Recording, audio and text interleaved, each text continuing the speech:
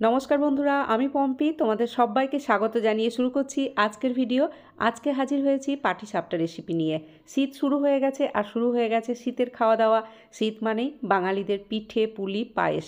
তো চলো প্রথমে পাটিসাপটার পুরটা বানিয়ে নিই। আজকে ক্ষীরের পুরের পাটিসাপটা বানাবো। তার জন্য কিছুটা লিকুইড দুধ বসিয়েছি এবং তাতে দিলাম 4 চামচ গুঁড়ো দুধ। গুঁড়ো দুধ দিলে ক্ষীরটা তাড়াতাড়ি তৈরি হয়ে যাবে।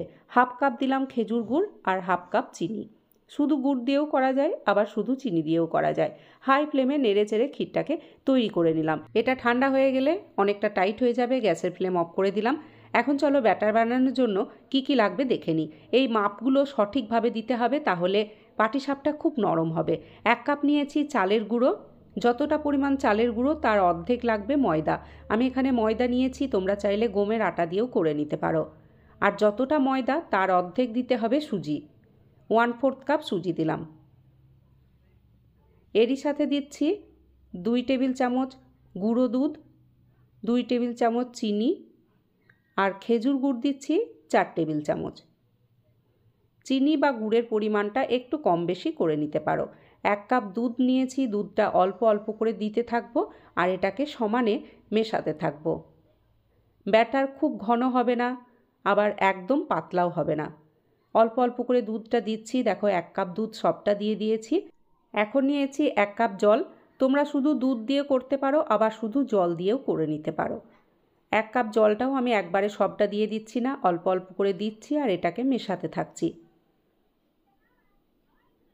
সমস্ত জলটাই লেগে গেল। মোট 1 কাপ দুধ আর 1 কাপ জল লেগেছে।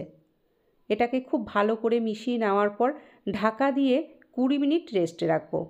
20 মিনিট পর দেখো ঢাকাটা আমি খুলে নিচ্ছি। ব্যাটার একদম তৈরি।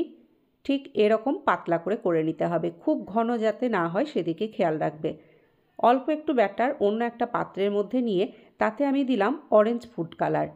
ভালো করে কালারটাকে মিশিয়ে নিচ্ছি। দেখো কত সুন্দর রং এসেছে। এখন চলো পিঠেগুলো বানিয়ে নিই। ফ্রাই প্যানে দিচ্ছি কয়েক ফোঁটা ঘি। ঘিয়ের পরিবর্তে সাদা তেলও দিতে পারো। প্যান গরম হয়ে যাওয়ার পর দেখো প্রথমে যে অরেঞ্জ ফুড কালার দেওয়া ব্যাটারটা সেটাকে ঠিক চামচ দিয়ে এভাবে ছোট্ট ছোট্ট করে দানার মতো দিলাম। তার উপরে সাদা ব্যাটারটা দিয়ে দিলাম।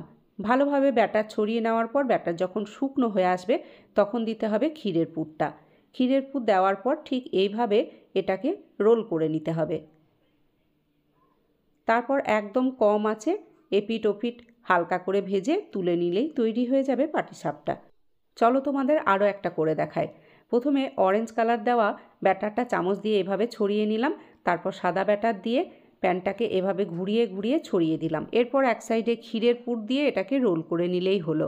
দেখো অরেঞ্জ ফুড কালারটা দেওয়ার জন্য এটা দেখতে কতটা আকর্ষণীয় হয়েছে আর পিঠেগুলো ভীষণ নরম তুলতুলে হয়েছে। দেখো দেখতে দেখতে আমার সবগুলো ভেজে নেওয়া হয়ে গেছে। আজকের রেসিপি যদি ভালো লেগে থাকে প্লিজ একটা লাইক করে দিও, কমেন্ট ও শেয়ার করতে ভুলো না যেন।